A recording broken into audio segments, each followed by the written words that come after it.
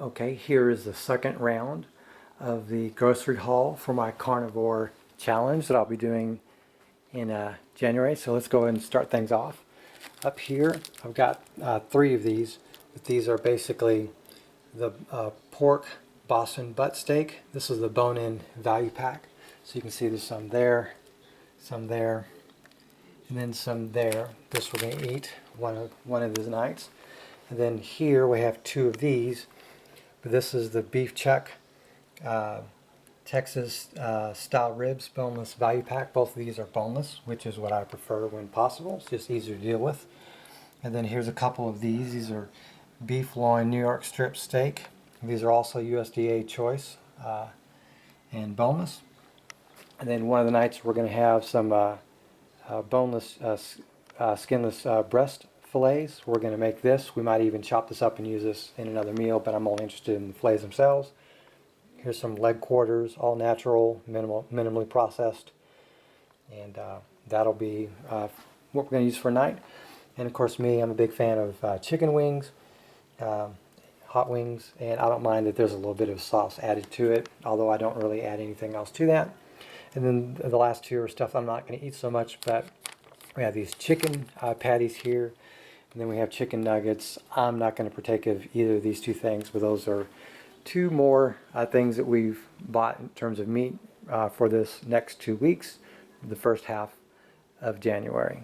So my wife just offered to make the beef loin New York strip steak tonight, since it's been weeks or months even since we've last had them. So that's actually good news for me because I've been wanting good high quality meat-based meal tonight. So I'm gonna start weaning myself off of carbohydrates starting today, so I can already start in ketogenic fat adapted state on January 1st. You know, when that day rolls around in like what, 2 days? This is the 30th. So this morning I already made a good breakfast. I used 1 teaspoon of that Kerrygold unsalted butter that I bought yesterday with 4 of the eggs that I showed you in the previous video. And I'll probably do that for lunch every day this week until I start back to work on January 2nd. One thing I wanted to bring up is that bacon that I bought the other day is, it says on the labeling, very small, that it's cured with water, salt, sugar, sodium phosphate, sodium ethorbate, and sodium nitrate. And I didn't even know to look for it until someone that I talked with on Reddit basically told me to look out for it.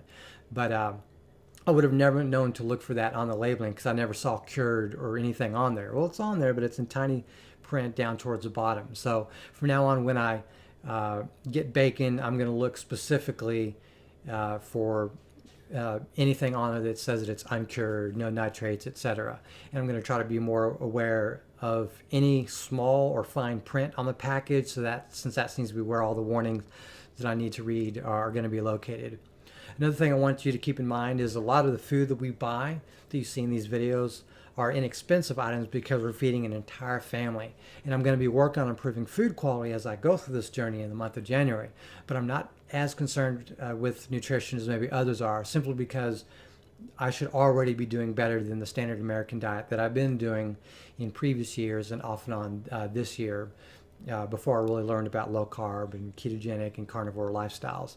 So I do want to do better, and I'm going to focus on things like adding more fats and the occasional salts like Himalayan sea salt into this diet, and of course plenty of hydration.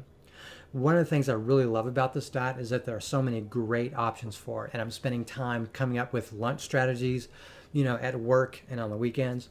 So for example, Saturday and Sunday, late morning, I'll eat eggs and some meat like bacon or sausages or whatever. And I'll take lunch meats and relatively easy to prepare meals, to work during the week. And I'll adapt to whatever my wife makes for dinner at night, on those evenings. So I'm going to either take some of what she makes on those nights and substitute something of my own on the nights where she makes absolutely nothing for me. So she makes like just a bunch of pasta, and I have no interest in pasta, obviously. Then what I'm going to be doing is I'll make my own meat-based or animal product-based meal. And, I'm going to come up with options and do them over this journey, over this challenge. And I think that's one of the fun things about this is I now have something to sort of put my mind to each and every night to kind of make a quick and easy meal, you know, that fits within the carnivore guidelines.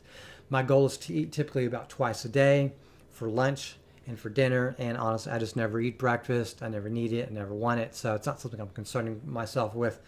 Though if I absolutely crave it on this diet, maybe I'll do that. But if I can just hold off until noon, that's fine for me. So I have plenty of meat options for the next 2 weeks, and I'm going to play it by ear to see what I eat and what I don't eat in that time. And on that mid-month paycheck, I'll be back in the stores for another run or two based on which stores we go to. And my wife is open to the idea of going to the Whole Foods store because we have Amazon Prime account, and apparently you can get a little bit of a discount there. And we have Whole Foods nearby, so that's an option. So I'm going to make an effort to eat things different each and every time. I'm not just going to eat purely red meat or just beef and just eggs. I'm going to try to vary things up, and you've kind of seen through these videos you know, what I'm going to do. And the last thing I'm going to mention here is that I do like meat with seasoning well enough, but I've been eating meat without barbecue sauce for several months now, and I don't need much seasoning anyways, but it's usually a sprinkle of a few things that my wife might add, or you know, it may be something already pre-applied from the store. I'm not going to sweat over it because it's a topping, not the actual food. It's not always consistent, and I'm just going to play everything by ear. But I am going to be intelligent with what I do. And, you know, if I go 80-90% pure carnivore and then I fudge a little bit on the sides, but I'm largely 100% carnivore, largely 80-90% carnivore, that's really what I'm focusing on. And I'm not trying to be a purist here, but I'll let you guys know how this goes. Thank you very much for watching, and have a great day.